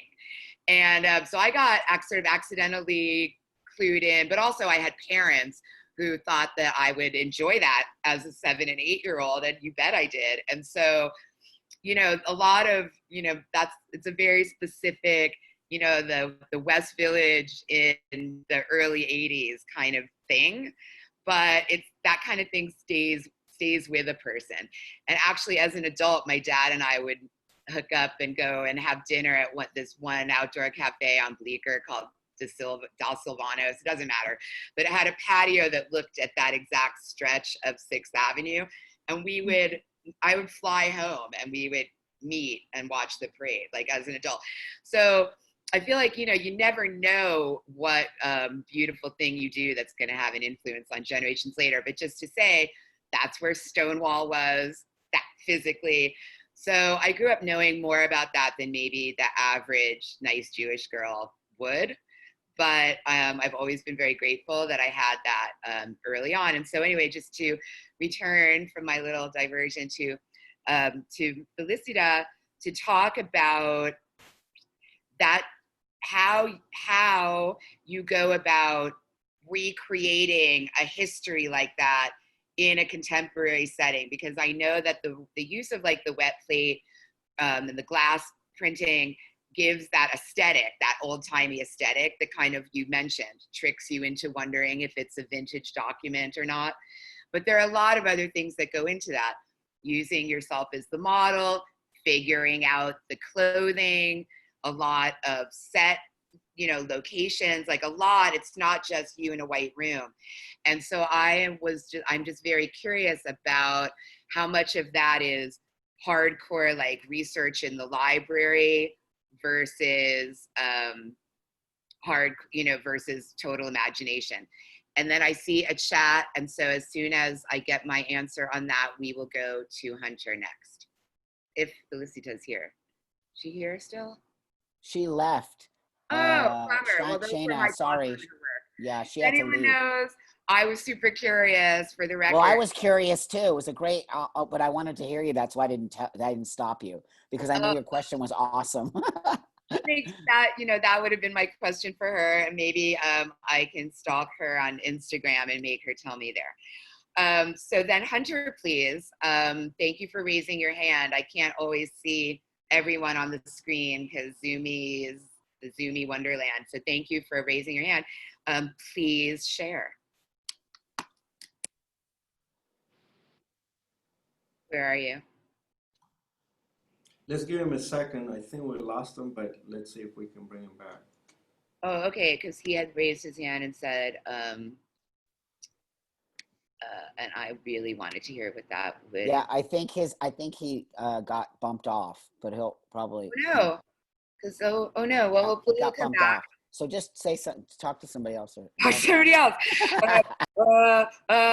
Okay, well, I guess, you know, one other sort of, it's not an elegant segue, but I think it will work, would have been from when we were talking a little bit about mainstreaming transgression, but also hearkening back to the dynamic around the Circus of Books, is those Marval photographs with all the dildos, which are, hilarious, allegedly shocking, certainly to someone it would be, but also so funny and so sort of pop candy looking that, again, I can't help but feel like that sort of thing comes as a response to like glamorous commercial photography, product shots. Like, I'm covered in, you know, perfume bottles or Hermes scarves or something, and it's like, no, dildos. But it has that amazing vibe to it. And so I sort of had that, I had that question for Marval, assuming, but I think we've been shedding people, so I'm not really sure. I can't quite see who's still here. I think if you look in the chat room, you can come. I'm here. Yay, tell me about the dildo. Okay. Okay. I'm still here. Richard's there. We're looking for who wanted Hunter. Here.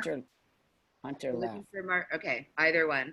Tracy Richardson and Rachel came back, but yeah, Chris and Tracy's back. Tracy's there. Tracy and Beth and Annie are here. Tara and Eliza are here. Tracy Richardson, Johnny's here, and I think that's it. And Chris is here too. Chris just came on. Chris Russo. Oh, good. Well, if Hunter's back, I guess let's go to Hunter because no, he's not back. Oh, he's not back. No. All right. Well, you know, he missed his shot. He missed his shot. At a certain point, I have a list and I'm making little check marks. Like I don't make the rules. You bad. I can't tell you how many like to the minute like military school schedules we got about tonight. So I have a fear of Leon that is making me keep things moving. But Tracy, Chris, I am glad to see you because I think that I loved what you had to say about your relationship to the plants and grafting, no pun intended, that onto a sort of a love affair dynamic, because I feel like it in turn has this beautiful link back that goes to the ecofeminism, that Annie and Beth are practicing, and not only them. And so I feel like there is absolutely a connection to be had between sort of botanicals. It's secretly feminist, that it's the female plant that gets you high. So often in nature, you think of the men because of the feathers or the ostentatiousness, and it's the women that are like getting it done. And also to think of, people who don't kill their plants, they talk to their plants, they love their plants. Ron Finley talks about how pruning is a sad, you cry but you're actually like helping it heal itself. There's so much that is like a giant pile of metaphor in this act of nurturing botanicals. And I feel like I wanted to give you a chance too, like, it's not just growing though. It's not just any garden, it's marijuana. And of course, medicinal marijuana and its availability to the entire world. You can thank the gay community for that as well. Thank you. So I appreciate your efforts. I benefit from that recreationally when it was a very no joke, hardcore public health issue and that required advocacy. And so I feel like it's, simple and lovely, and now it's kind of full circle because it's in a dispensary, but actually there's a lot in there. And I wonder if you could just, talk a little bit about some of that. Sure, thank you so much. Well, my film actually dives into that a lot, and that's why I was drawn to recording the history of women in cannabis. I mean, this film really shows what legalization has done to the legacy players who have been cultivating off the grid since the late 60s, early 70s. But it's the women that have been really the backbone of the community. And what I found out in my research in making this film was that it was the LGBTQ community during the AIDS crisis in San Francisco that really laid the groundwork for medical marijuana. And so there's such a rich history that a lot of people don't realize. I mean, aside from the fact that it is a female plant and there's a lot of mystique around that. A lot of female energy, it's nurturing, it's healing. It's hard to kind of pinpoint like with language about that because why are women drawn to cannabis? I've been trying to crack that, but being so immersed in the cannabis community has been wonderful to sort of bring all this to light, especially the queer history around the plant, which my film touches on a bit. And then, being in that community, it is a very male-dominated community. Like we've seen the stoner films, we've seen the stereotypical, boobs and bongs crap, So it's like me coming in there as a lesbian, confident, wanting to tell the story that puts women at the forefront. I think, as I said, I used the term turns it on its head a little bit, but I think it's important that we shine the light on women in that community because they are the healers, they are the medicine makers, they are the activists. They have put their lives their freedom on the line to defend that plant. So, my artwork as an artist, as a photographer, is an outgrowth of, me growing my garden. But, I will say, like, I wasn't kidding when I cried when I harvested those plants. Like, you get so attached to these beautiful plants, and it's a very special thing. So if anything, my work is playful, but it's also like honoring the female plant. I mean, this plant is so incredible to like think that it's criminalized. It's a plant. It's a plant, so it's like, when I hear about, the feds coming down and camping, CAMP was the Campaign Against Marijuana Planting over the last few decades in NorCal, like tearing down these cannabis gardens and burning them. I mean, it's a plant, people. It's like, this is helping people. It's part of nature. It's what has been given to us on this earth. So you were right. There's so many metaphors. There's so many layers. There's so many ways to use cannabis and feminism and history of queer history. I think what I'm trying to do is just a little bit of that, but I'm really excited to bring that to this community, to our community, because I don't think it's been given enough of the spotlight. And so I'm just doing my little bit, and I really hope people can find my movie. I'm trying to get it out there. I'm in the middle of trying to do that. And I just, I think that cannabis is underrated and over examined in this culture. And I think that again, it's just a plant. So thank you for letting me chat about that a little bit. And yeah, well, thank you. I agree with that. And I have a whole theory that is definitely for another time, that the reason that women like marijuana, and believe it or not, Tracy, this is a segue that's coming your way, is because assuming that for whatever legitimate reasons, sobriety is not your goal, you have options to avoid it. And for me, just speaking for me, but I think increasingly with the rise of like club culture, that there is a sense of safety and control where you can feel the way you want to feel, but nobody can roofie the pot brownie you ate at your house 2 hours ago, right? And so you have this ability to kind of be a little bit more safe in a world that has dangers. That's my theory on the urban stoner women, but it's neither here nor there. However, what I do also think is that there is a sort of self-knowledge path that comes with certain cannabis use. And that thing that parallels meditation and self-regard, and where you start to like look inward to know yourself, which is absolutely it's a human awakening, but it's very much part of the feminist consciousness on awakening.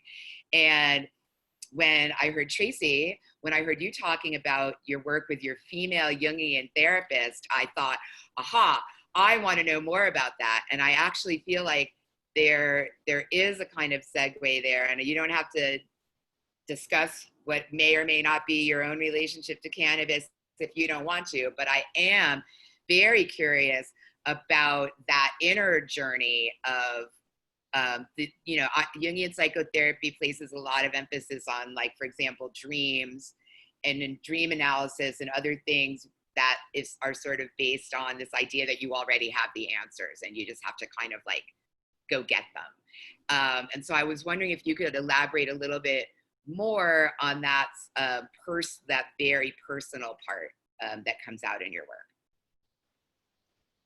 Thank you so much. Thank you so much. It's a very thoughtful question, and I'll do my best to be as honest as I possibly can. Well,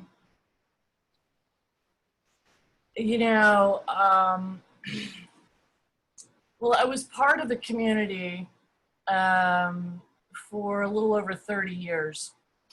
And there was a lot of fear attached to that community, that if I wandered outside of a certain boundary, that there was a risk that I would never come back, okay? And so at the risk of living outside of the boundaries of that community and trusting my own intuition and trusting my own what my own personal needs, I took a risk. That's what we do as artists. We take risks. My background, my BA, I have a BA in anthropology, and I have I love all sorts of different cultures. And so, that part of me blends very well with the artistic side, is because I'm willing to personally go put myself, I guess, through situations that maybe not everybody wants to go through, but that I require as a human being, as an artist, that compels me to produce something that, is beyond words, right? Because for over 30 years, I spent 30 years communicating through words how I felt, and I've been an artist for most of that time. But as an artist, and as James Baldwin so eloquently, reminds me as an artist to do, is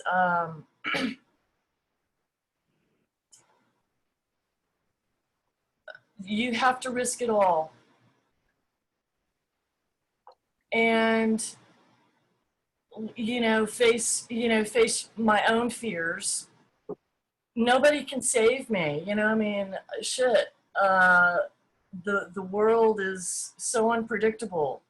It's always unpredictable. Life is bittersweet. It's just fucking bittersweet. And that, as an artist, is very hard to, it's a challenge for me to put arrange in a way where other people understand what I'm talking about. And I'm so grateful for this community. I really am an outsider, in the LGBT community, in all communities. I'm an outsider. I don't really ever feel like I fit in. I think that's not necessarily, I don't want that for anyone, but like you just said, I think that's not necessarily the worst place for an artist to be. I absolutely agree. I have, what I need as a person. Look, I was born in '62, and I was raised in a very fundamentalist Christian family where my artwork was burned, my poetry was burned. My family was very afraid of me. So I've always tried to be careful. I think that's why I relate so much to James Baldwin, and I can't even pretend to ever even understand what Black people go through, but I understand what he talks about and what other people, Black artists and what other Black community people talk about, is trying to be careful and not threatening anyone, not even my family, right, sexually. Because I think in the community that I was born in, it's a threat. So there's always been a resistance for me to go all the way. I don't know. I think I'm kind of trailing off. I'm sorry. I apologize for. No, I guarantee that every single person on this call knows exactly what you're talking about right now. I have no doubt in my mind there is not one single person who doesn't understand what you're getting at right now. And I really appreciate your willingness to go to that honest place with all of us. And in a way, although I think it's the last artist who's still here, in a way seems kind of different, but in a way I think forms a really nice kind of couple with that experience, which is Luis Carle speaking about those photographs, those recent ones, because if the opposite of terrified fundamentalist parents burning your queer kids' poetry is fucking pride in New York City, right? But at the same time, where those prides parade in San Francisco and New York, where all that started was from a place of being very much oppressed and having violence done to your body for trying to express that pride in small numbers. So safety in numbers started to happen. And so even though we look at that now and we look at those gorgeous photographs and that incredible experience and like pandemic, excuse to make a matching mask. I'm gonna turn this pandemic into a fashion moment. I'm walking down the street, and just that like joyful resilience I think is so strong because it comes out of so many experiences, Tracy, like what you're describing. And so I do actually feel that there's a real connection there, that like success in one version of successfully leaving that kind of hatred behind are what's represented in these kinds of parades. And so I just wanted to get that in there about Luis. And I want to be told if I am incorrect. However, I think that I talked to everyone who's still here. Am I right about that? Yes. I will expect my gold stars in the mail. You're the best, Shana. Love you. You did an awesome job. Thank you. Thank you very much, Shana. And, you know, as we said, we could extend the show a little bit longer. I think, you know, we did. So thanks for all the questions. I just wanted to remind you, we'll have a recording session of this exhibit, so you can watch it tomorrow in our YouTube channel. So we'll send you a link to if you want to watch. Awesome, Carlos. Good night, everybody. Thank you guys so much. Really Right cool. on. That was awesome. Thank you, everybody. Oh my God, what an amazing thing. Carlos. Good luck, Carlos, with your gallery. Woo! Thank you, guys. Thank you.